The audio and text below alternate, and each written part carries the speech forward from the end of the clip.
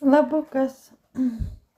Vienu žodžiu, taip gavosi, kad aš vaikštau į tokią grupę, tikėjimo grupę, aišku, aš ten to žmogaus nepažinojau, bet jis viešai parašė, kad birželį bus.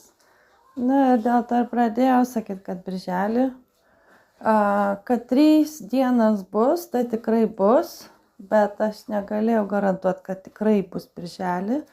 Tai kas manim patikėjo ir labai nusiminė, kad ne birželį vyko, tai labai atsiprašau, bet tai reikia budėti, reikia laukti, nes tikrai bus ir tikrai bus iki viešpats atėjimo, kuris yra manoma, kad bus rugsėjo mėnesį.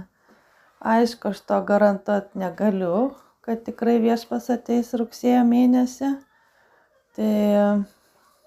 Bet tiek yra girdėta, numanoma, kad tai bus rugsėjį. Ačiū už dėmesį. Viso gero.